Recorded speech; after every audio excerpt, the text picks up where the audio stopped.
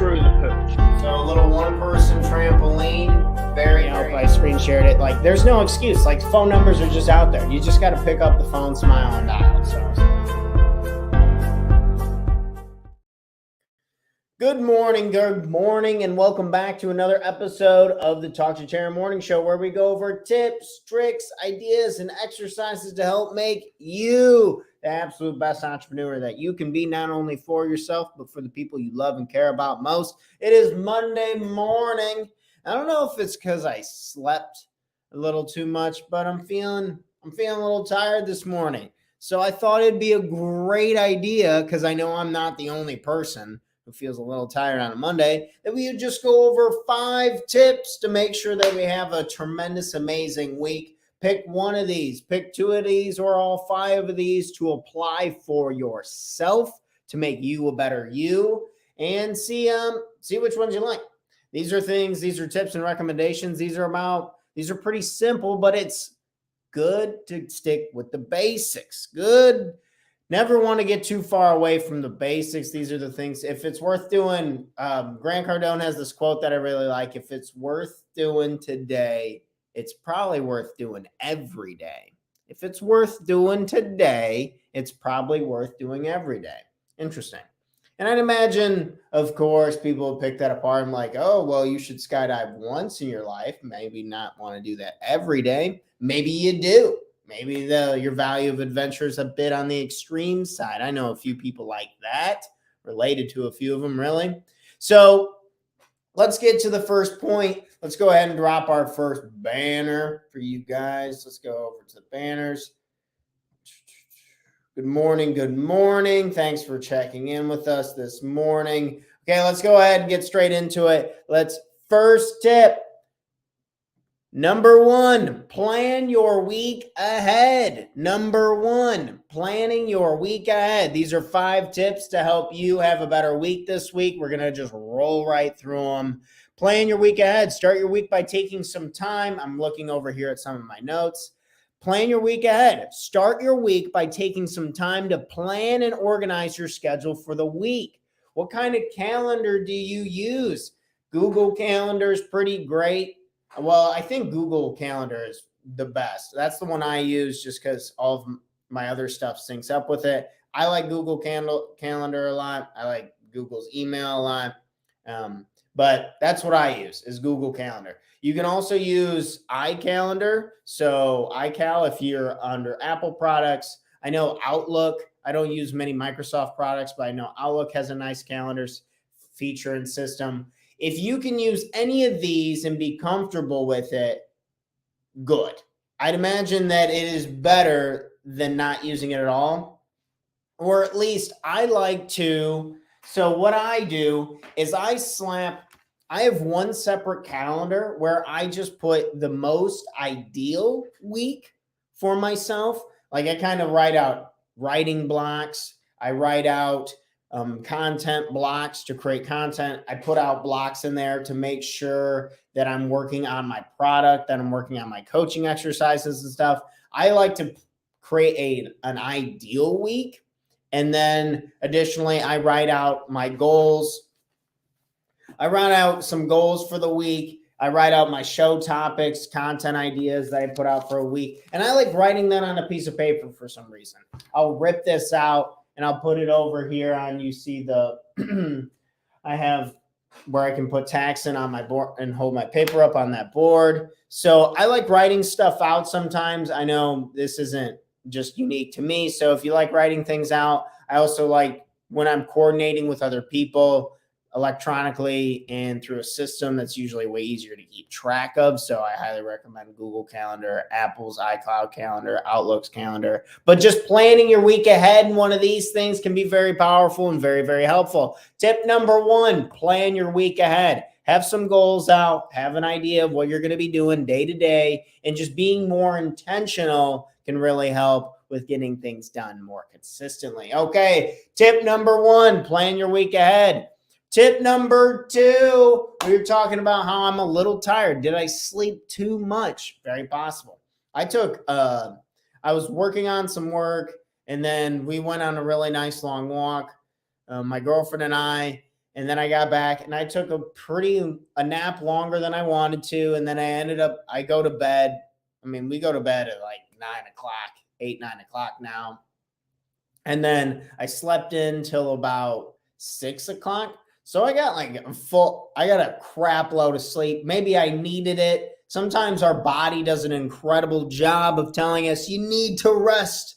You need to rest. You need to relax, get some sleep. But sometimes I feel like I sleep a little too much. So like everything, you got to find the middle way, the eightfold path, as the Buddha would say. Something in the middle is usually good. So I'm a little tired from the sleep, but I'd rather get a little too much than not nearly enough. That is me personally. But maybe that's one thing that we're planning for this week is we're just thinking, okay, what time should I go to bed?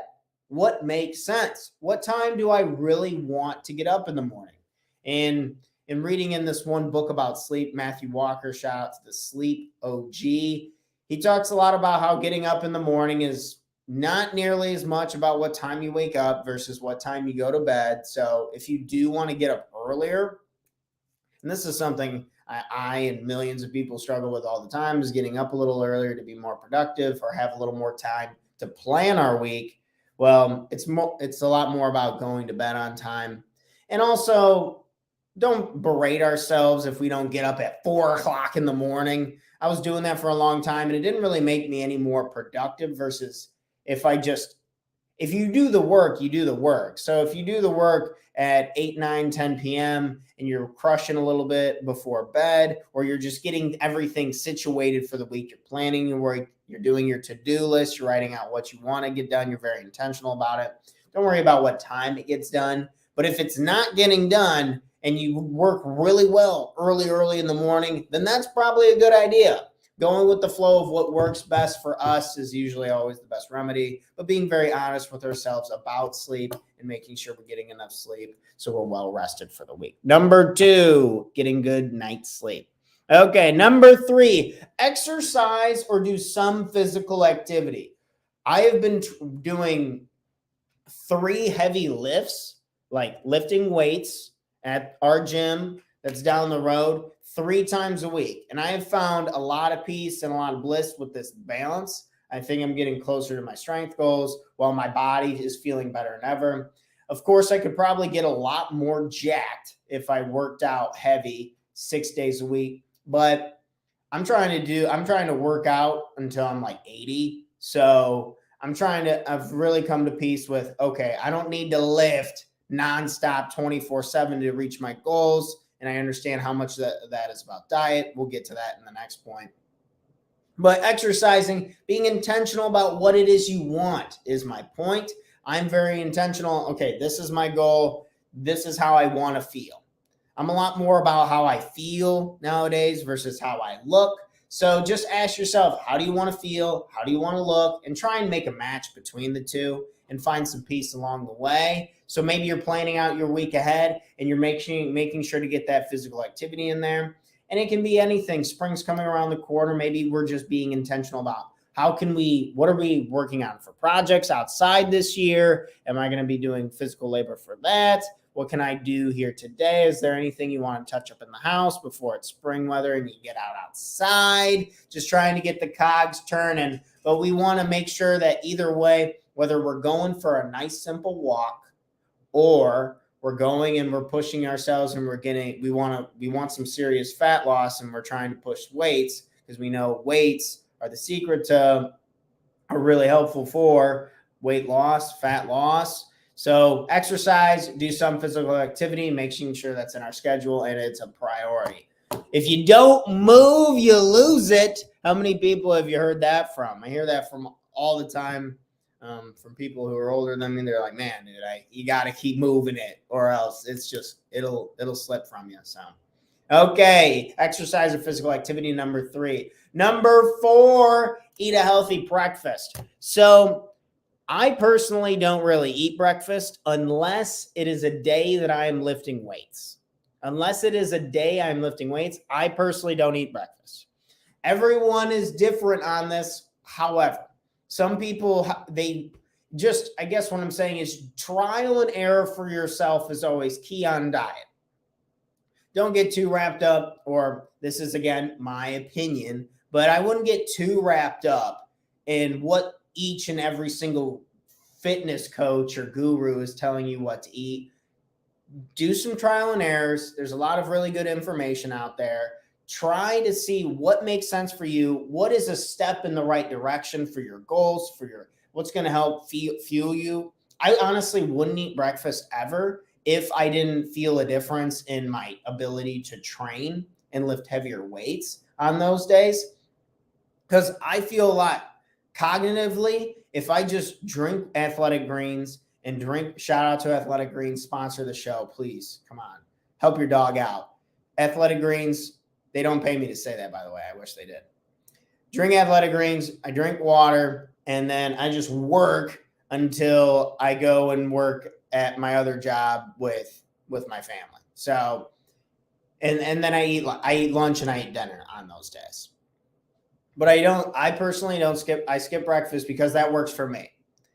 Try it for yourself.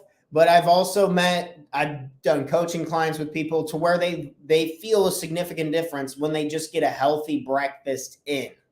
Just something healthy, such as my girlfriend, she's got a fitness coach and she's recommending these like protein sandwiches in the morning, getting protein and fat and nutrients in her body, and she eats it and she feels great. Or also one of my other buddies in the fitness industry, he works a lot and he talks about how he absolutely has to have a smoothie for breakfast, and it's got protein and it's got fat in it and it's got all the nutrients that he likes. So maybe that could be what you're missing, is a healthy breakfast. I personally do well with fasting, so I like that. I would maybe check out your blood type, check out just rhyme and reason of when you want to eat and trials and errors of that. And understand this is for a long road ahead. You're going to have to trial and error with this. I like to do the 15-minute rule. The 15-minute rule is just so you eat something and then you wait 15 minutes. How do I feel? Do I feel more energetic or less energetic? And those are very blatantly obvious answers, and be very honest with yourself. Do I feel like I have more energy or less energy? For me, every time I was eating in the mornings, on days I wasn't working, even on days I was working out, but cognitively and doing stuff like this, talking points, getting the notes out, planning more posts ahead, getting on to my client work, moving on to the next thing, I found it easier and I felt more energetic when I just didn't eat and I drank a lot of fluids like water, drinking a ton of water. So that worked for me. Ask that for yourself. And the times that, so 15-minute rule, after 15 minutes, so you eat something, 15 minutes later, ask yourself, am I getting more energy, less energy from this? Do I feel better or do I feel worse? Just be very honest with yourself and mix up with the foods. Some people can't eat meat. Some people can do really well with small amounts of meat. You got to figure that out for yourself. And I would, do some research on that. Exercise and eating healthy. Just playing with making sure you're getting the good foods in there. Most of us have a general idea of what foods we can be eating. It doesn't hurt to eat fruits and vegetables. I always like that on that. Fruits and veggies for the win. Vitamins and minerals. Last but not least, last point for the week is setting achievable goals.